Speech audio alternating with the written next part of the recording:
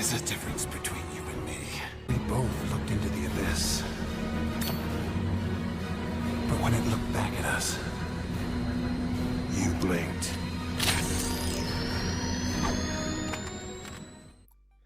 Hi guys, I'm Gravity here, and this is a DC Legends video. In this video, this is in addition to Riddle Me This, where I'm going to do something a little bit different. I'm going to give you basically my first person view of how I handle raids. I'm going to release this today, so you guys can take away from it what you will. But basically, I have done videos on this before about how you fish for bosses and things like that, how I spend gems. Now, here's the thing. Let's just be 100% real, 100% frank. And this is 100% a situation where I just do as I say, not as I do, okay? I typically give myself a $30 gaming budget for the month. That's my entertainment for the month. I'm allowed to do it. Until I can actually make this channel larger, I'm not gonna put a huge budget on gaming. Now, with my fun money, you have certain things you can do, certain things you can't. Now, in the shop, which I can't show you today, yesterday, there were 5 of those starter packs that I say are the best deal in the game, the head start packs. They're the best deal in the game, in my view, because you get a whole lot of things. You get energy, raid energy, alliance energy, you get gems, you get a bunch of stuff for $5. And I usually buy all 5 of those. Now, here's the problem. And before we get into the problem, I drop DC Legends videos every Monday, Wednesday, and Friday, and I drop Raid Shadow Legends videos every Tuesday, Thursday, and Saturday. So, please like, please subscribe, and if you don't like it, hit subscribe and hit dislike. I'm okay with that as well. Now, here's the problem. Last week, if you heard one of my videos where I said, like, well played, WB, well played, it's because those, they had a deal for a pack for Barda that was, you get 6,000 gems and like 90 hero frags, right? Now, I always say never, ever, ever, ever, ever buy hero frags, which is true. I still don't think you should, unless it's just like that much, or it's your favorite character. Like, everything I say is subjective in my view and my opinion. You ask someone else and they don't care. You ask Hate Mail, he'll spend a college tuition for someone on a pack, and you ask someone from my alliance, I'm just not gonna name anyone specifically, they wouldn't spend free money on the game, okay? So, they had a pack for Barda.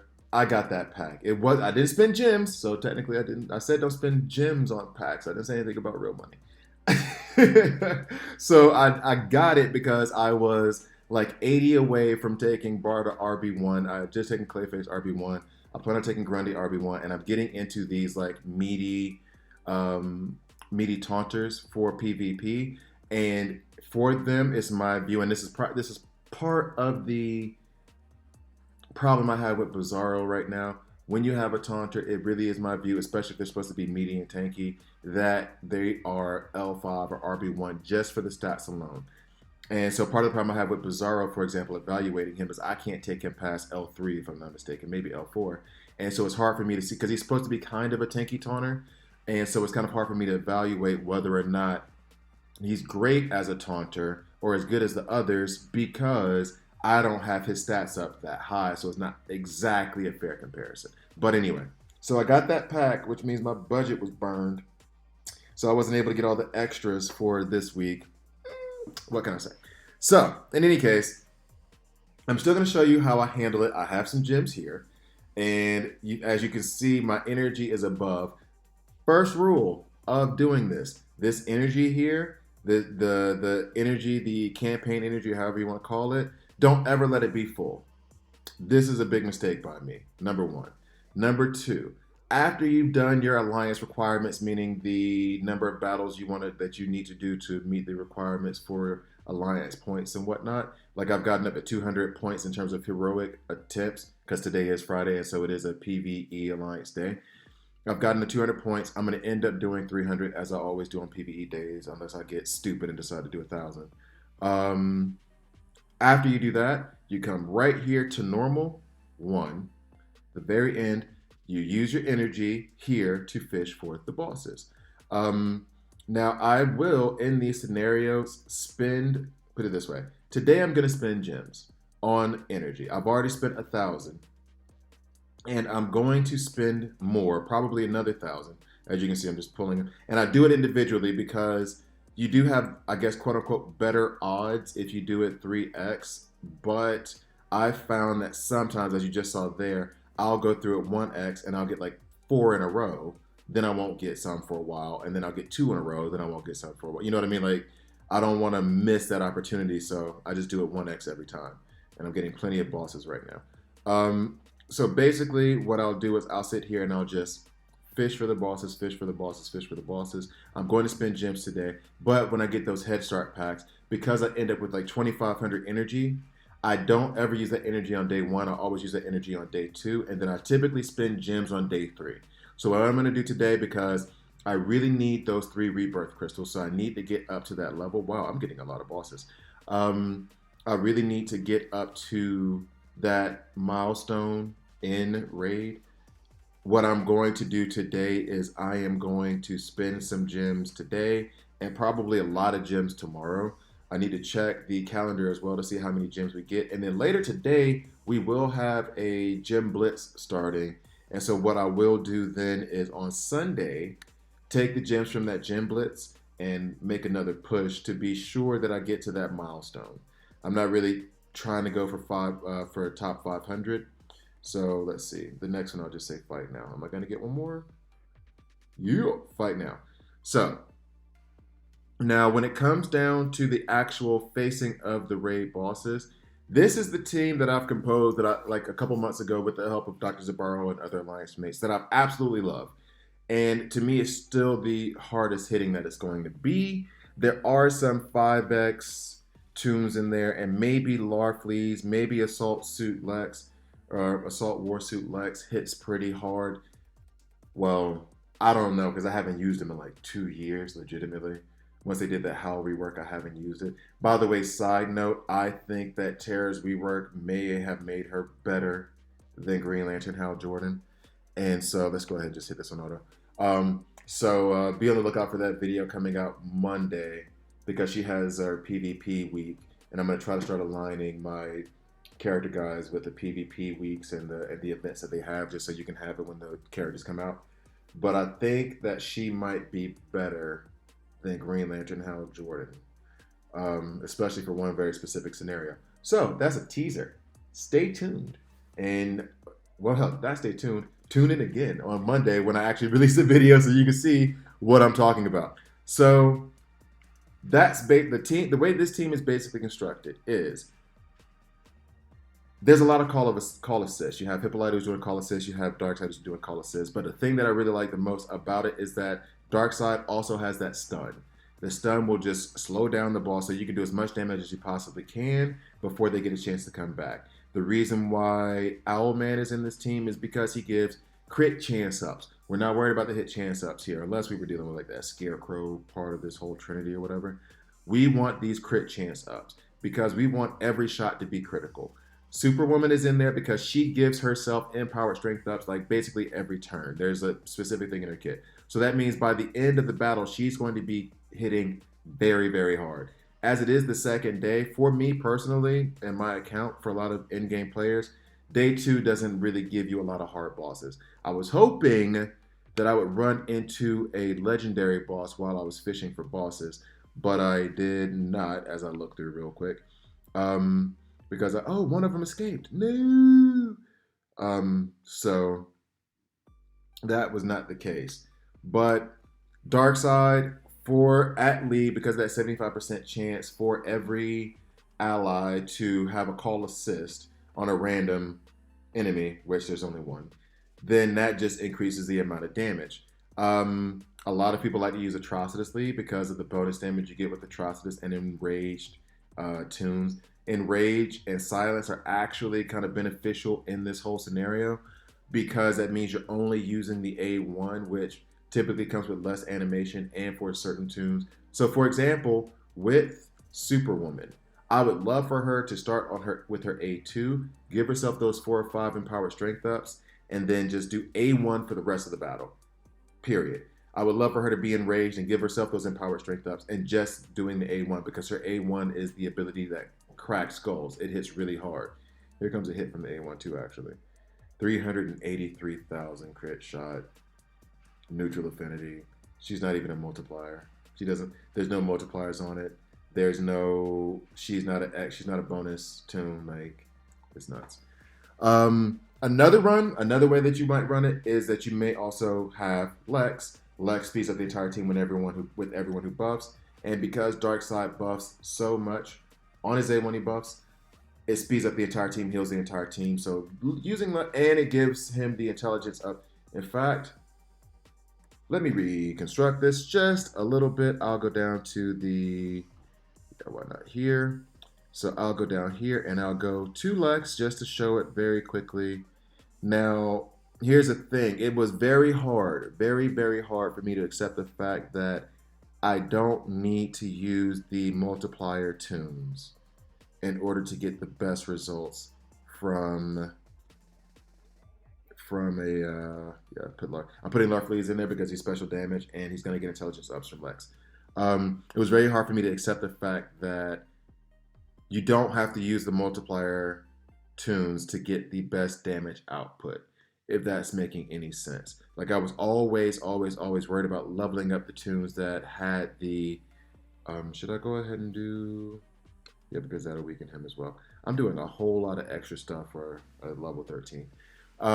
I always just like went, oh, well, it's 5x times their actual damage. So, you know, that I have to use that. I have to use that toon. I have to use that toon. You don't always have to do that.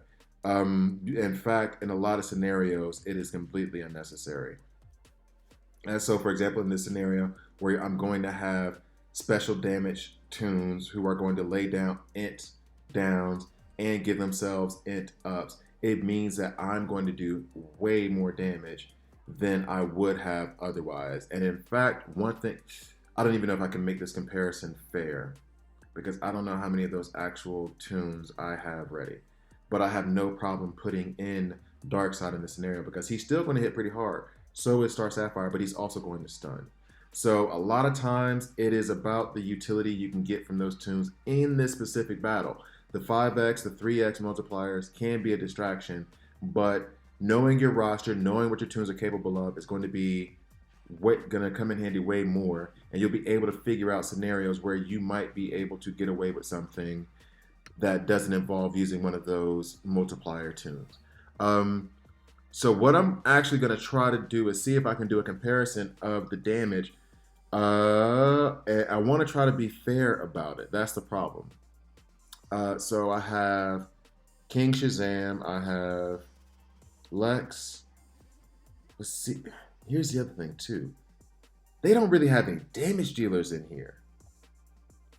To be fair, Batman Who Laughs, I know nothing about him, right? I haven't used him. I have no personal experience. But Bizarro is a taunter who does average damage at best. Like, as far as a taunter, I'm still trying to figure out like how good he is. But you're not bringing him in to deal damage. He lays down bleeds, and that's all fine and dandy. He does taunt, but Vandal Savage, no. Barda, no. 2x Barda damage is what's two times 0. You know what I mean? Like, Assault Suit, he did do heavy damage back in the day. I just don't know if it's still that way now. And when I say back in the day, I was still kind of in the mid game then, so that did have an influence on it. I don't have anyone at lead really except for Constantine, who I have at 60-10. But again, I mean, Constantine, technically, if he's laying down all those debuffs, he's weakening the enemy for you to attack. However, that 5x does not matter because he can lay down the debuffs either way. The 5x isn't helping with the debuffs. It's supposed to be helping with his damage. And, I mean, he does do solid damage once the intelligence downs are on, but So let's do it this way. I'm going to just put a team together. Who are my strongest? This is biased, straight up. Like, this is not going to be a fair shake for this team because, one, I won't have a leader. The only leader that they've given us actually in this whole 5x, 3x, 2x thing was Constantine. I'm going to put Barda in instead of Bizarro, only because, I mean, Bizarro, well, I don't think it's going to work out well. I really don't. But anyway, maybe they take him out. But I want to kind of do a comparison of the damage. And by comparison of the damage, how much time is left over on the clock when the raid boss does finally fall. But as you saw, like that's my first person process. I go to that last node, then I just fish for bosses. See, he's doing he's not 127k. 69,000. See, it's just not. I don't know that they're going to be able to finish him off. And to be fair, I'm going to keep reiterating this. This comes on the heels of I don't have anyone at lead really. They're all multiplier toons, but it's not exact. Okay, that was a pretty solid hit from Assault Suit Lex. That was a pretty solid hit. So apparently he still can do damage. Okay, so they're about to beat him. It's at 37, 36. Let's say 38. All right. So now that was a Mystic level 9 Ares. So let me take that other team that I was using and put them in and see how well they do at 1x. Even if it is a quote-unquote victory for the team that I constructed, it's still, there's still some things, and actually I'll take out the 3x just because that won't be fair. Should I just stick with the team that I've been using all day? Let's go ahead and get Dark Side in there. Let's go ahead and get Hippolyta in there. Let's go ahead and get Superwoman. And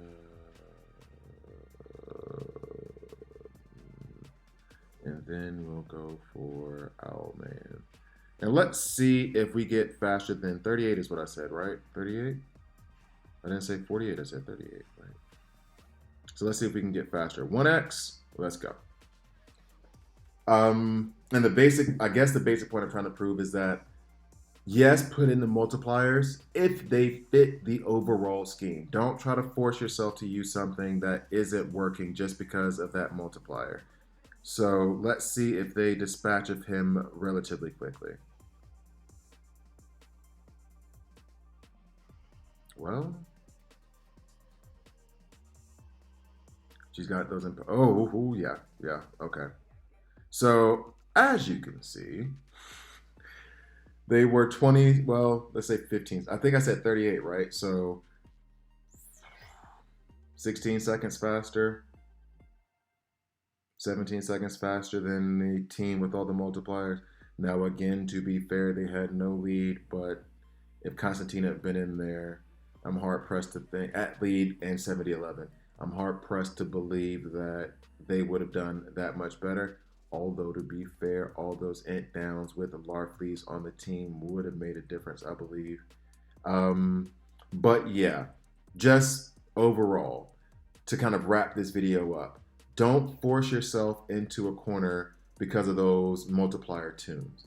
You can build a team based on the toons you have that can do way more damage to the raid boss than trying to shove in the 2 multiplier toons that you have into the team just because it is 5x. I did that for a long time with this, and it's only been recently that I've actually started to like change my mind around it. So definitely keep those things in mind. Look at your team compositions, see who works with who the best. Try to match up intelligence up with intelligence ups, strength ups with strength ups as much as you possibly can. Get those crit chance ups in there with whoever has them. I think Steppenwolf does that as well. Steppenwolf just had this event. He might help you better at lead. Atrocitus might be better at lead for you if you have an Atrocitus floating around, albeit I haven't seen any packs or events for him lately. So if you do have him, use him. Like, there are other ways to attack the raid boss other than just using those multiplier toons, okay? So do a little bit of research. Find the toons that work really well for you in PvP. where you have one round that they can do solid damage, and then try to build around them, try to find a core, try to find a duo that fits, and then build around them to give them the support they need. Because if you think about it, in that match, in the ones that I'm using, Hippolyta is not there for damage. She's there for call assist, and she can do damage. She's not there for damage. She's there for intelligence ups. She's there for the call assist ability, but she's there for intelligence ups or strength ups for Superwoman as well. Either one. You have the intelligence ups for Darkseid, the strength ups for Superwoman. Okay, fine. Owlman is strictly there for hit chance ups to make everyone crit. That's what he's used for. You have Superwoman there for damage. You have Darkseid there for damage and stun. Right? Oh, and also the call assist. So, like, try to find very specific role. Like, try to build your team with the idea of specific roles. Have 1 or 2 damage dealers. Have 1 buffer / debuffer. Have another support toon. You should be good to go. So, in any case, I hope that was helpful. I hope I made sense through all of that. That is my approach to it. The best at building these teams is Dr. Zabaro, so maybe one of these days I'll have him go through like a lot of the comps that he does. We've talked about it before on Riddle Me This, and so I'm gonna try. Actually, I should make another try to go through more specific compositions for Raid.